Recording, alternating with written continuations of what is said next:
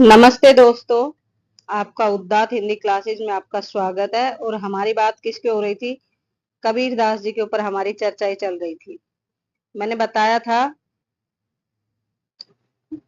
कबीर का जन्म कहाँ पे हुआ था और कहाँ पे इनका देहांत हुआ था।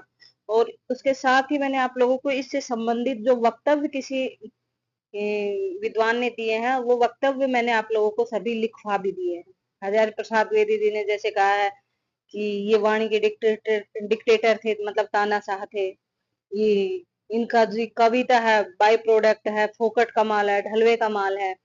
और साथ ही इन्होंने कहा था कि ये जो कबीर है ये तो उजड़ का फूल है। ये सब चीजें जो हजारी प्रसाद द्विवेदी जी ने कही थी। साथ ही मैंने आप लोगों को बच्चन सिंह जी के बारे में भी आप लोगों को लिखवा दिया था और शुक्ल जी के बारे में भी। और इनकी भाषा के ऊपर किसने क्या कहा है कि किस प्रकार की इनकी भाषा है, सदुक्रिय है, ब्रज है, अवधि है, ये सब बातें हमारी हो चुकी है।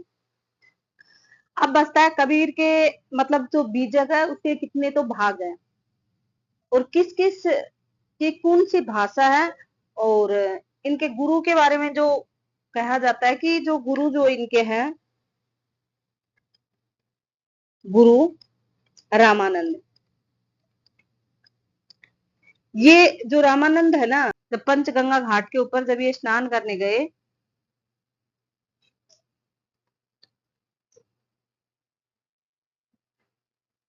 तो वहां पे कबीरदास जी ने रामानंद जी के पैर पकड़ लिए। तब रामानंद जी ने कहा, ओहो राम राम राम राम राम। तो इन राम राम शब्द को कबीर जी ने गुरु मंत्र समझ लिया। क्या कहा था? राम राम। और इस राम राम को ही कबीर जी ने अपना गुरु मंत्र समझ लिया। गुरु मंत्र, गुरु मंत्र समझ के और राम की उपासना करने लगे। लेकिन हाँ, ये याद रखना कि जो रामानंद जी के जो राम है ना, वो सगुण उपासक है। रामानंद जी सगुण उपासक है। और जो के जो राम हुए हैं, कबीर के राम, कबीर के राम निर्गुण है। वो तो सिर्फ नाम लिया था, बाकी निर्गुण उपासक है कबीर। और कहते हैं कि इनके जन्म के बारे में यदि बात करते हैं तो जन्म का मैंने आप लोगों को लिखवाया था कि इनका जन्म कहाँ हुआ था। काशी में हुआ था इनका जन्म। कहाँ हुआ था जन्म? इनका काशी में हुआ था जन्म। कहते हैं कि ये एक ब्राह्मणी जो थी, ब्राह्मण कन्या, उसके गर्भ से एक विधवा थी। वो विधवा विधवा ब्राह्मणी ब्राह्मण कन्या थी, उनके गर्भ से इनका जन्म हुआ था। और कहते हैं कि वो भाई एक विधवा है जिसके पति नहीं है, उसके यदि बच्चा पैदा होता है तो समाज में कितनी मतलब कि उसको निंदा सहनी पड़ती है। इस वजह से कहते हैं कि ये विधवा ब्राह्मणी ने जैसे इनको ये बच्चा हुआ कबीर, तो इन्होंने लहर तारा तालाब है, लहर तारा लहर ताला तालाब में एक टोकरी में डाल के इनको फेंक दिया था। और यहाँ से लहर तारा तालाब में नीरू और नीमा नाम के, नीरू है नीमा, दो दंपत्ति थे।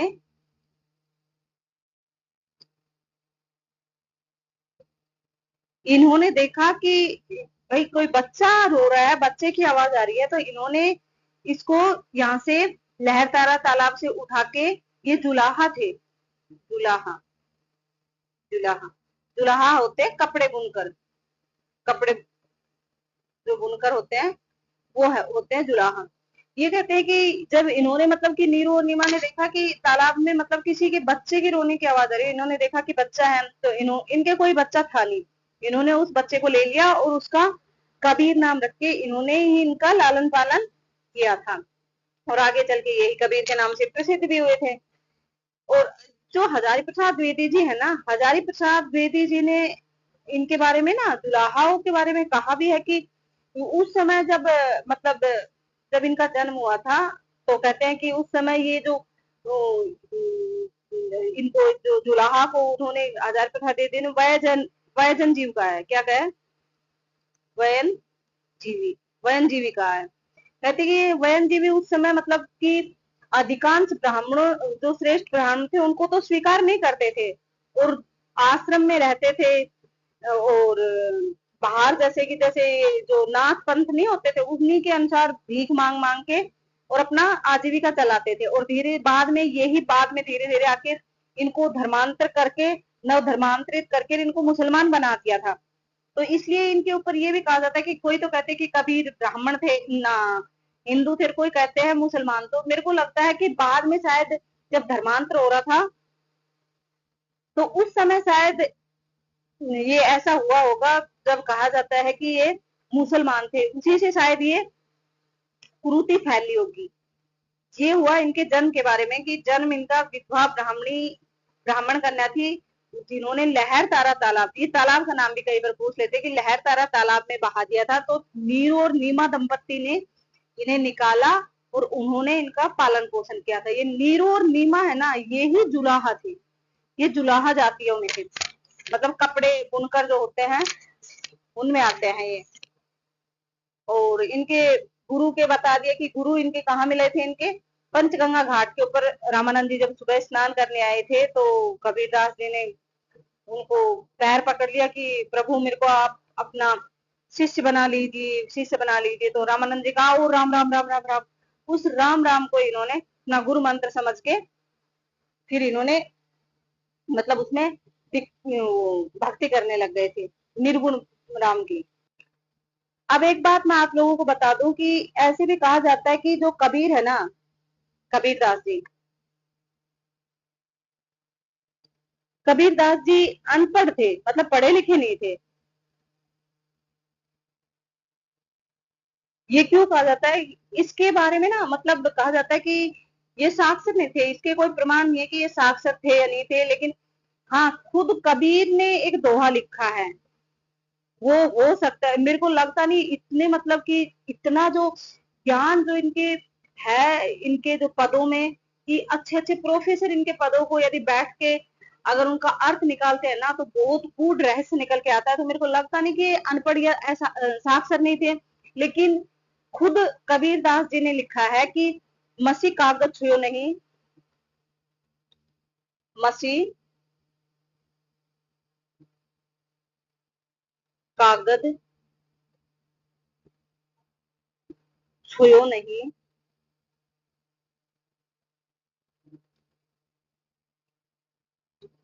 कलम गही ने हाथ,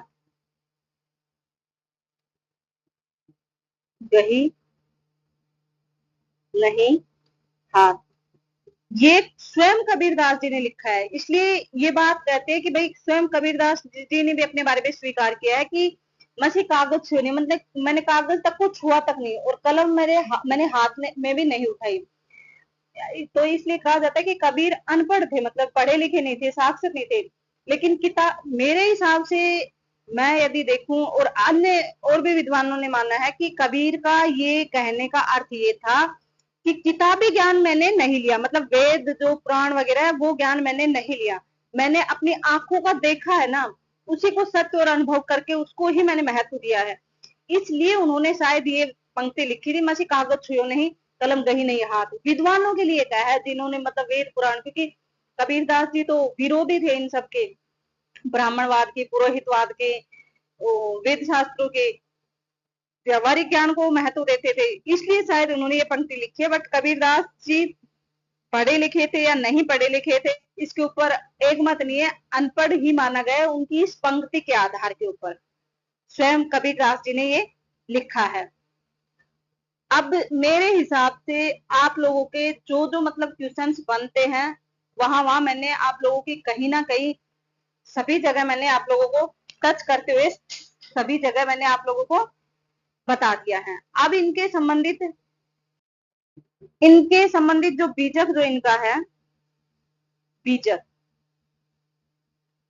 उसके बारे में हम बात कर लेते हैं। फिर बीजक के बाद इनकी जो प्रसिद्ध जो पंक्तियां है कबीरदास जी की, उसके ऊपर हम बात करेंगे।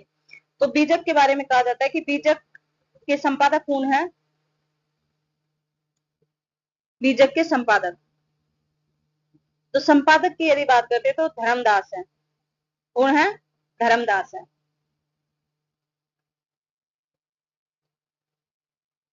संपादक कौन है? धर्मदास। धर्मदास जो कबीरदास जी के शिष्य थे वो थे। अब बीजक में क्या क्या मिलता है, तो एक तरफ तो हम देखते हैं कि इसमें साखी मिलती है, शाखी। दूसरा यहाँ पे लिख देते हैं शब्द, 3 भाग हैं इसके, शब्द और रेमेनी। रेमेनी रेमेनी कह सकते हैं या रमनी कह सकते हैं, रमेणी ये भी कह सकते हैं। ये इसके बीजक के 3 भाग मिलते हैं, ठीक है, बीजक के 3 भाग मिलते हैं।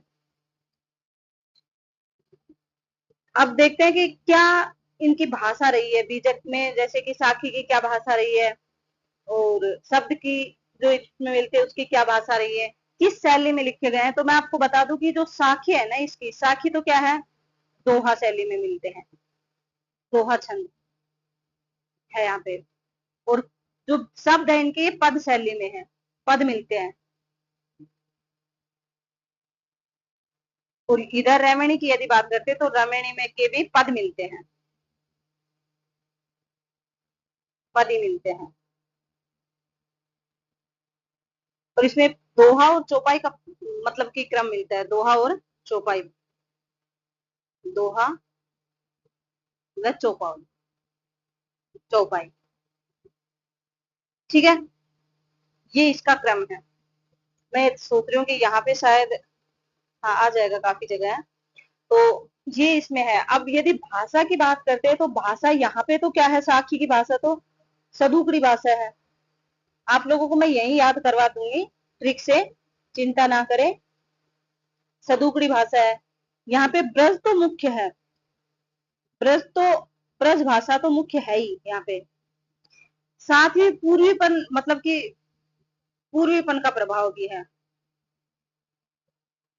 पूर्वी पूर्वीपन का प्रभाव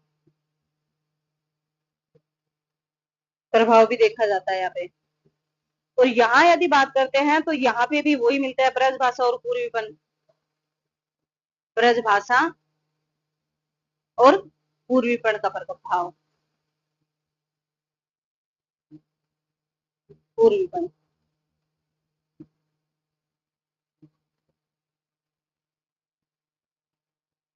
पूर्वीपन का प्रभाव देखिए, सखी कौन होती है, 2 सखियां ही तो रहेगी, तो दोहा।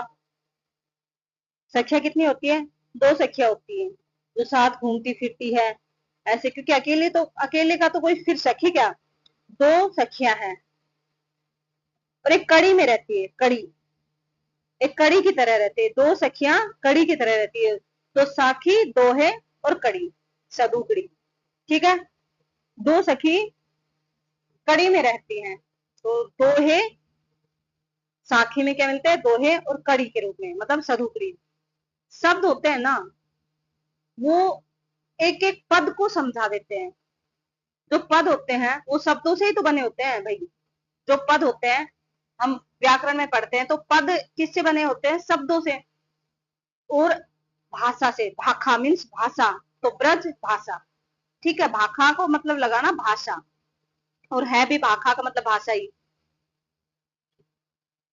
मैंने ही गलत लिख दिया, भाषा ही है यहाँ पे। तो पद की भाषा शब्दों से बनती है, तो शब्द पद और भाषा, ब्रज भाषा, ये इससे मिल गया, ठीक है।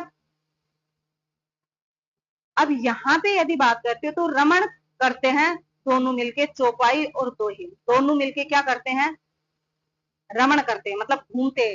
रमणी रमण कर रही है दोनों दोहे और चौपाई के साथ, कहाँ पे, ब्रज में कर रही है, रमण कर रही है दोहे और चौपाई के साथ नायिका। और कहाँ कर रही है, ब्रज, ब्रज क्षेत्र तो वैसे भी श्री कृष्ण के लिए है, तो ब्रज में कर रही है। जब दोहे और चौपाई मिलेंगे तो भाई पद ही बनेगा ना, पद ही का तो निर्माण होगा। दोहा अपने आप में अलग है, चौपाई अलग है, जब दोनों को मिलाते हैं तो पद बनेंगे, तो ये अपने आप हो गया। ऐसे याद करते हैं तो 2 सखी क्योंकि कड़ी है, 2 सखियों की कड़ी है, मतलब दोहे साखी में कड़ी सदुकड़ी। इधर पद की भाषा शब्दों से बनती है, पद की भाषा किससे बनती है, तो मतलब पद मिलते हैं शब्दों के अंदर और भाषा उसकी ब्रज है। इधर नायिका रमण कर दी है पदों में, ब्रज में, ठीक है, ये आपको याद करने का मैंने थोड़ा सा हिंट दिया है कि आपको याद हो जाए। बाकी तो सब अपने आप से भी बना सकते हैं ट्रिक। तो अब हमारे कबीरदास जी के ऊपर कुछ चर्चित पंक्तियां, कबीरदास जी की स्वयं की जो चर्चित पंक्तियां किसी ना किसी एग्जाम में जो पूछी जाती है, वो मैं आप लोगों को यहाँ लिखवा देती हूँ, और हमारा कबीरदास जी फिर समाप्त होता है। क्योंकि 3 दिन हो गए क्लासे चलते हुए कबीरदास जी के ऊपर, तो मेरे को लगता है कि आप लोग भी थक गए होंगे, लेकिन क्या करें, ज्ञानाश्री पूरी शाखा ही मतलब कबीरदास जी से है। जब तक ज्ञानाश्री शाखा में कबीरदास जी नहीं है तो कुछ भी नहीं है। इसलिए कबीरदास जी पे तो जाहिर सी बात है समय तो लगेगा ही। चलो अब हम कबीरदास जी की जो चर्चित पंक्तियां हैं उसके ऊपर बात कर लेते हैं, वो लिख लेते हैं चर्चित पंक्तियां।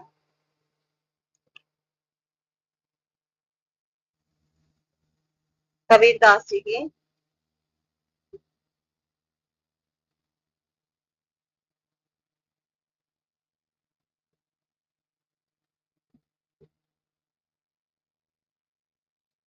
कबीर दास जी की चर्चित पंक्तियां, चर्चित पंक्तियां।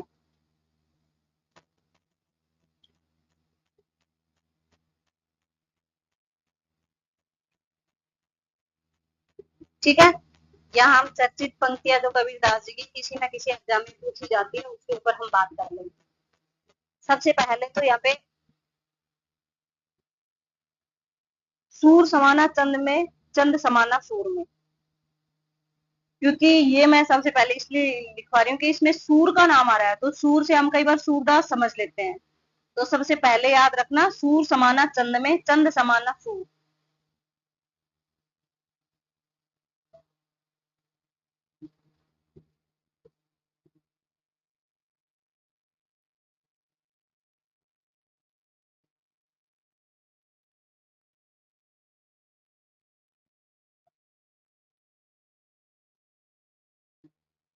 सूर समाया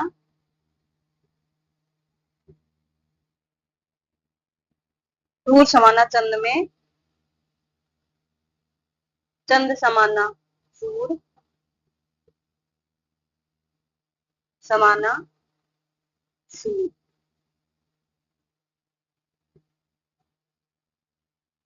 तो इसकी अगली पंक्ति है, धू किया घर एक मन का चिंता तब गया, तो पूर्व बिला का लेख। ये पूरी पंक्ति है, लेकिन आप लोगों को यहीं तक याद कर लीजिए, क्योंकि आपको पूरी याद करने की कोई जरूरत नहीं है।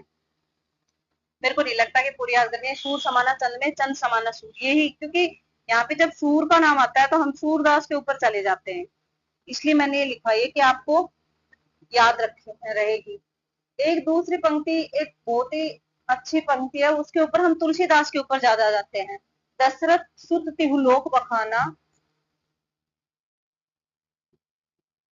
दशरथ सुत तिहु लोक बखाना,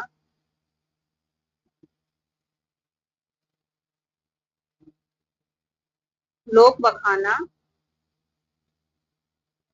राम नाम का मरम न आना।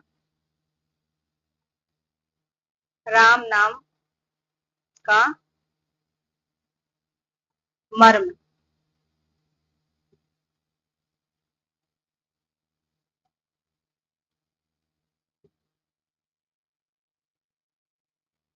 इसमें कहते हैं कि मतलब कि कबीरदास जी कहते हैं कि मतलब सब दशरथ सूत तीनों लोगों को बखान कर लिया, लेकिन फिर भी राम नाम के मर्म को नहीं जाना, नहीं आया इनको, ये कह रहे हैं। तो यहाँ पे जब दशरथ और राम का नाम आता है तो हम किसके ऊपर जाते हैं, हम सोचते हैं कि ये तो उसका होगा, तुलसीदास जी का होगा। तो यहाँ पे भी हमें कई बार भ्रम हो जाता है कि भ्रम ऐसा हो जाता है कि ये तुलसीदास जी का है, लेकिन ये किसका है, सूर इसका कबीरदास जी का है। ये दोनों ही मतलब इसके ऊपर बहुत ज्यादा कंफ्यूजन रहता है, इसलिए मैंने सबसे पहले यही लिखवाए हैं। बाकी तो आप लोगों को भाषा से भी समझ आ जाएगा। झिलमिल झगड़ा झोलते, झिलमिल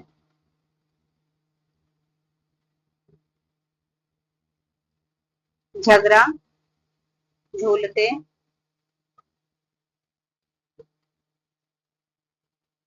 बाकी रही ना कोई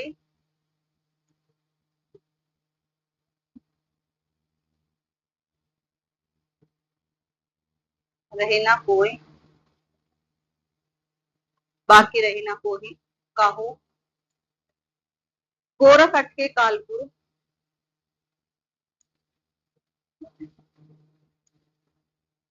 गोरख अटके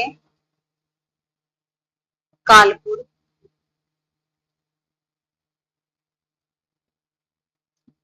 कौन कहावे साहू, कौन कहावे साहू। ये पंक्ति यहाँ पे, ये गोरखनाथ है ना, ये गोरखनाथ नाम सुन के आप ये मत चले जाना कि गोरखनाथ के ये कटाक्ष कर रहे हैं उसके ऊपर। झिलमिल झगड़ा झोलते बाकी रहना काहू, ये देखिए साहू शुद्ध में तो ऐसे आता है साहू, लेकिन कबीरदास जी ने ऐसे ही लिखा है। ठीक है, आप ये मत सोचना कि मैडम ने गलत लिख दिया है, ऐसे ही मतलब आता है, लेकिन कबीरदास जी ने ऐसे लिखा है। ठीक है, तो गोरख अटके कालपुर कौन कहावे साहू, ये किसकी पंक्ति है? कबीरदास जी की पंक्ति है। आगे देखते हैं कि मैं आप लोगों को रिपीट करवा दूंगी दोबारा, यहाँ पे याद हो जाएगी आप लोगों को।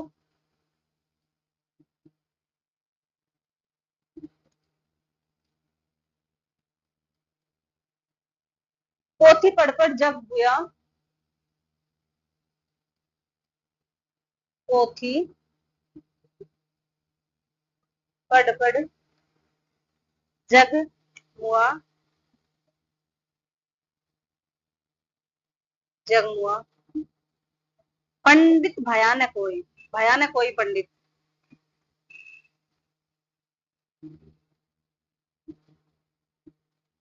भयानक पंडित होए।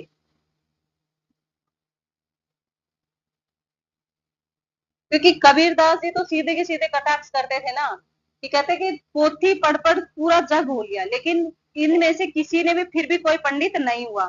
ढाई आखर,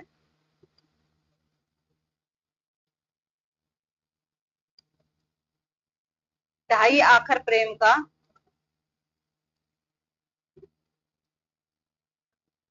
प्रेम का पढ़े सो पंडित होए, पढ़े सो पंडित होए।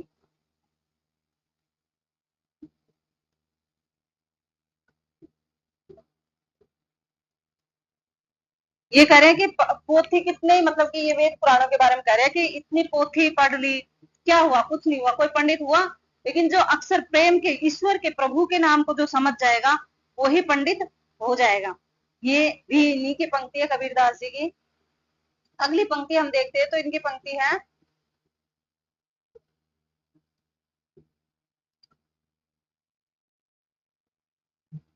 रस गगन गुफा में अजर अमर रहे झरे,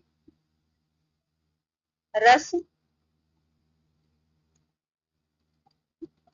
गगन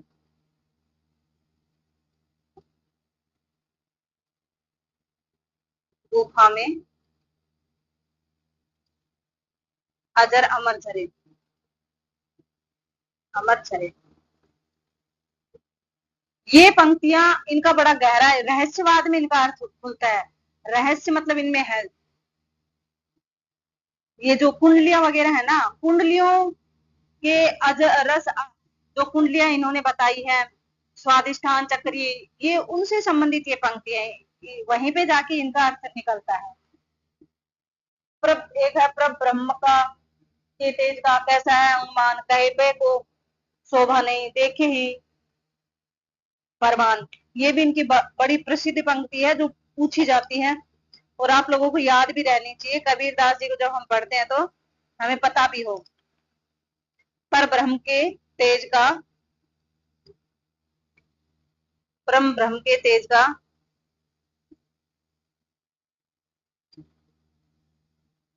तेज का कैसा है उन्मान, पर ब्रह्म के तेज का ऐसा नहीं कैसा है, कैसा है उन्मान, कहबे को शोभा नहीं, कहिबे को शोभा नहीं।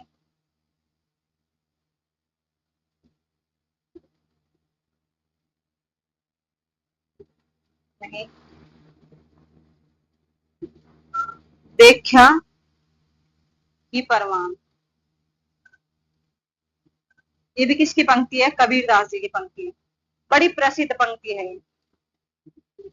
इसमें भी वही कुंडलियां वगैरह में जाके इसका अर्थ खुलता है। पर ब्रह्म के मतलब कि जब ब्रह्मा की प्राप्ति होती है तो उसका उन्मान कुछ ऐसा है कि किसी के कहने से पता नहीं लगता। उसकी तो शोभा देखने से ही मतलब प्रमाण चढ़ता है, हमारा प्रमाण मिलता है। ये इसमें कहा है। और एक इनकी बालम आओ हमारे गहरे।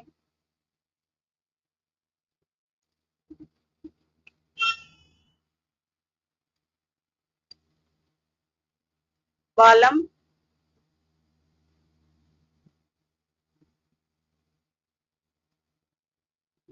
आओ हमारे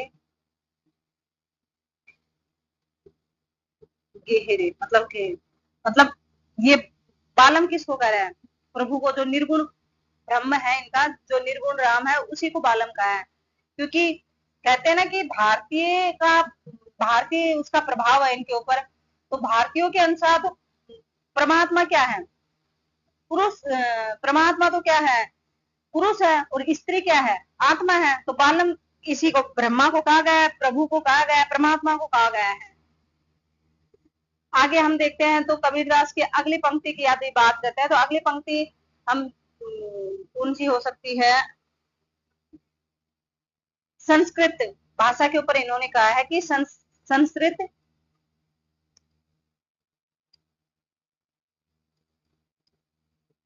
संस्कृत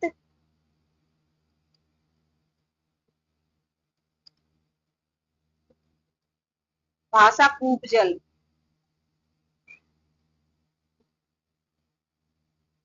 कूपजल भाखा बहता नीर। भाखा बहता नीर। अब यहाँ पे इन्होंने कहा कि जो संस्कृत भाषा है, यहाँ पे संस्कृत मतलब इन्होंने ऐसे ही लिखा है। बाकी शुद्ध शब्द अपना जो अभी है वो ये नहीं है, वो तो ये है संस्कृत। ठीक है, लेकिन इन्होंने ऐसे ही लिखा है। तो इन्होंने कहा है संस्कृत के लिए कि संस्कृत तो भाखा, संस्कृत जो भाषा है वो कुएं का जल है। मतलब थोड़ी सी इतना है कि बस कुएं जैसा ही है, उसमें इतने ही है। लेकिन जो भाखा मतलब कि भाषा, जो उस समय की जो भाषा प्रचलित जो भाषा थी, भाषा के लिए क्या है? हिंदी भाषा के लिए मतलब जो खड़ी बोली जो धीरे धीरे बनती आ रही थी, हमारे खड़ी बोली अववर्ड के बाद, तो उसके लिए है कि जो भाखा है ना, भाखा वो तो बहता नीर है। उसमें से मतलब कि उसका इतना प्रभाव है कि आप उसमें से जो चाहो, जैसा चाहो, जैसे शब्द निकाल सकते हो आप। इसलिए भाषा को महत्व देते हुए जो उस समय की जो भाषा थी, देश भाषा उस समय की थी, उसको महत्व देते हुए उन्होंने संस्कृत को कूप जल कहा है। क्या कहा है? कूप जल की। संस्कृत तो कुएं का जल के समान है। और जो भाषा जो हमारी है, जो मतलब देश तंत्र की जो भाषा है, वो कैसी है? बहते नीर के समान है। अगला देखते हैं तो इनकी अगली पंक्ति एक बड़ी प्रसिद्ध पंक्ति है। लिखे तो वैसे भी कबीरदास ने बहुत ही अच्छा लिखा है इन्होंने। जब मैं था तब हरि नाही, जब मैं था तब हरि नाही,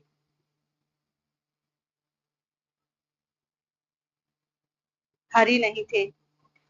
अब हरि है मैं नाही। अब हरि है तो भाई मैं नहीं हूं। मैं हरि नहीं। सॉरी, यहाँ पे नहीं नहीं आएगा। मैं नहीं।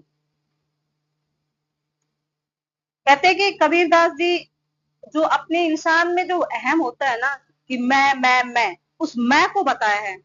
जब इंसान में अहंकार रहेगा, मैं रहेगा, तब तक तो वो प्रभु को प्राप्त नहीं कर सकता। जब उसका मैं अहम जो खत्म हो जाएगा, नष्ट हो जाएगा, तो उसको हरि के मतलब परमात्मा के अंश स्वयं के अंदर दिखाई देंगे। तब कह रहा है कि जब मैं था, मतलब अहम जब मेरे अंदर था, तब तो हरि मेरे अंदर मतलब परमात्मा मेरे पास नहीं थे, परमात्मा का मुझे साक्षात्कार नहीं हुआ।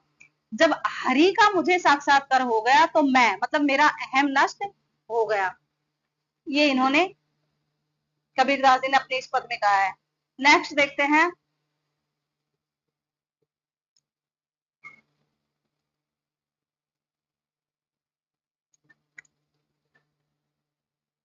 एक इनकी आखड़िया झाई पड़ी पंथ निहारे निहारे, ये पंक्ति भी बड़ी प्रसिद्ध है इनकी।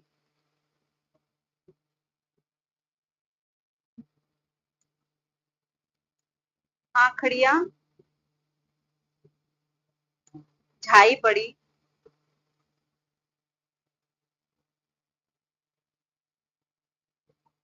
पड़ी पंथ निहारे निहारे, निहारी निहारी, जी बढ़िया छाला पड़ा, नाम पुकारे पुकारे, जी बढ़िया छाला पड़ा,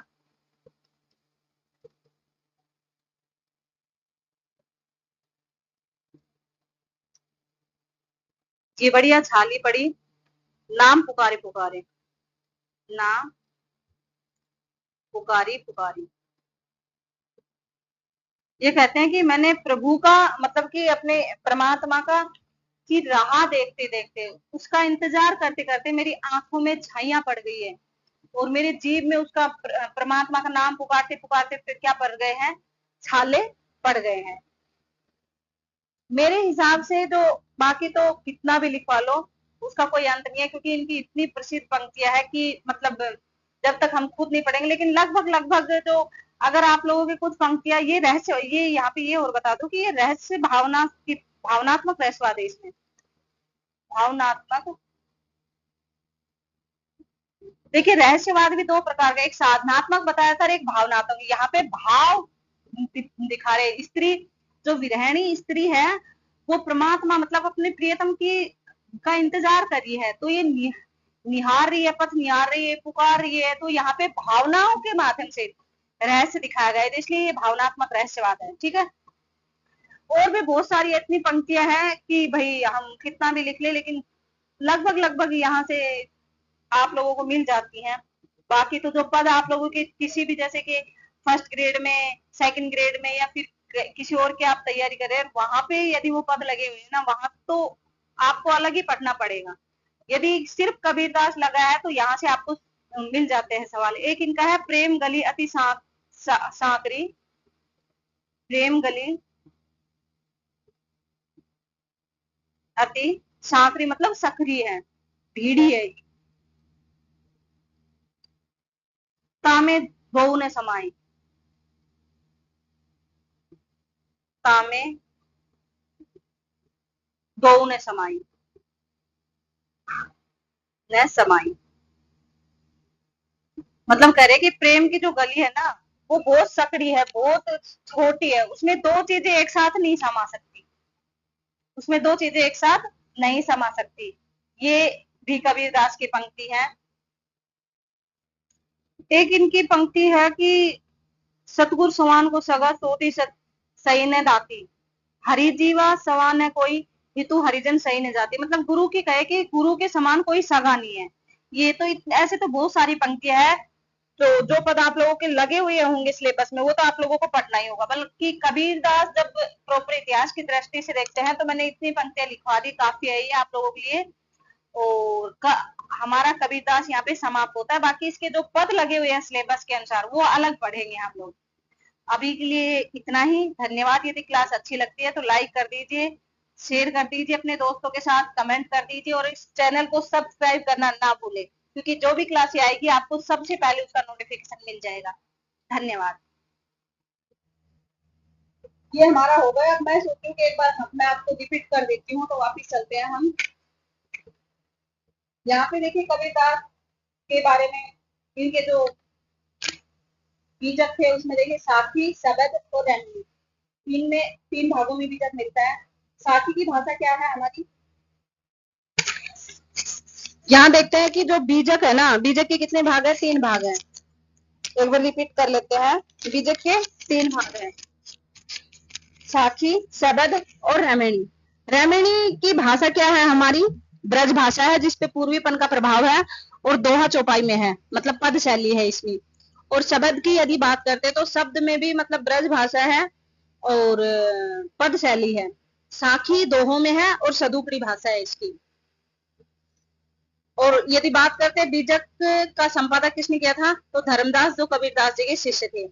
अब इनकी प्रसिद्ध पंक्तियों के ऊपर बात करते हैं कबीरदास जी के, तो मैंने आप लोगों को लिखवा दी। सबसे पहले तो सूर समाना चंद में चंद समाना सूर, यहाँ पे आप लोगों को कोई कंफ्यूजन ना हो सूर के नाम से, ये कबीरदास जी की पंक्तियां हैं। यहाँ पे देखिए, दशरथ सुत तिहु लोक बखाना, राम नाम का मरम न आना। तो यहाँ पे दशरथ और राम का नाम देख के आप लोग कंफ्यूज मत होना कि तुलसी की है, ये भी कबीरदास जी की पंक्तियां हैं। यहाँ पे झिलमिल झगड़ा झूलते बाकी रही ना काहू, गोरख अटके कालपुर कौन कहावे साहू। यहाँ पे गोरखनाथ जी का नाम है, लेकिन पंक्ति किसकी है, कबीरदास जी की। पोथी पढ़ पढ़ जग मुआ भया न पंडित होए, ढाई आखर प्रेम का पढ़े सो पंडित होए। ये वेद शास्त्रों के ऊपर मतलब इन्होंने कहा है कि मतलब कि कितने वेद शास्त्र पढ़ लो, यदि परमात्मा उससे कोई पंडित नहीं होता। यदि प्रेम के परमात्मा के नाम के 2.5 अक्षर नहीं पढ़े, तो जिसको परमात्मा के 2.5 अक्षर प्राप्त हो गए, पढ़ लिया, वो पंडित हो गए, अपने आप में विद्वान हो गया। फिर ये रहस्यवाद है, रस गगन गुफा में अजर अमर झरे। ये मतलब ये जो कुंडलियां है ना, उनका रहस्यवाद यहाँ पे है। ये भी कबीर जी की पंक्ति है। आगे परम ब्रह्म के तेज का कैसा है उन्मान, कहबे को शोभा नहीं देखा ही परमान। आगे बालम आओ हमारे गहरे, मतलब बालम किसके लिए है, परमात्मा के लिए कहा है इन्होंने। और नेक्स्ट पंक्ति है कि संस्कृत भाषा कूप जल भाखा बहता नीर। संस्कृत और भाषा में इन्होंने अंतर किया है। और भाषा को मतलब जो देश भाषा उस समय की भाषा थी, उसको इन्होंने महत्व दिया है। जब मैं था तब हरि नाही, अब हरि है मैं नाही। मतलब कि अहम जो होता है तो तब तक हमें परमात्मा प्राप्त नहीं होता, और जब अहम हमारा नष्ट हो जाता है तो परमात्मा हमें प्राप्त हो जाते हैं। मतलब दोनों एक साथ नहीं रुक सकते। यहाँ पे भावनात्मक रहस्यवाद मिलेगा। अखड़िया झाई पड़ी पंथ निहारी निहारी, जी बढ़िया छाला पड़ी नाम पुकारे पुकारे। यहाँ पे भावनात्मक मतलब स्त्री है, वो अपने प्रियतम का इंतजार करी है, और स्त्री यहाँ पे आत्मा है, और परमात्मा कौन है, पुरुष के रूप में होता है। तो यहाँ पे भावनात्मक रहस्यवाद है। प्रेम गली अति साकरी ता में दो न समाऊं। मतलब प्रेम की जो प्रभु की जो प्रेम की जो गलियां है ना, वो इतनी छोटी है कि उसमें दोनों चीजें एक साथ नहीं समा सकती। और एक ये दुल्हनी गाओ मंगलाचार, राजा राम आयो भरतार, ये भी पंक्ति मतलब कबीरदास जी की काफी प्रसिद्ध पंक्ति है। ऐसे तो बहुत सारी पंक्तियां हैं। गुरु सगा, गुरु स्वान सगा, गुरु से अच्छा मतलब कि वो नहीं है, कोई सगा नहीं है। बहुत सारी पंक्तियां जो अपने अपने सिलेबस के अनुसार लगी है, उनको अलग से पढ़ना पड़ेगा, क्योंकि भाई वो तो हर सब्जेक्ट के हर सिलेबस के अनुसार अलग होती है। लेकिन लगभग पंक्तियां यदि कबीरदास जी के कोई पद नहीं लगे हो तो यहीं से हमें देखने को मिल जाती है। ये हमारी कबीरदास जी के ऊपर हमारी क्लास समाप्त होती है। और भाई कबीरदास जी के ऊपर जितनी हमारी बातें हुई है वो काफी है। इनको आप बार बार रिपीट कर लीजिएगा, इन पंक्तियों को आपको अच्छे से समझ आ जाएगी, याद भी हो जाएगी। और जो मैंने बीजक के जो अलग अलग पार्ट मैंने आप लोगों को बताया, उनकी भाषा और किस शैली में है, वहां से भी क्वेश्चंस बनते हैं आप लोगों के,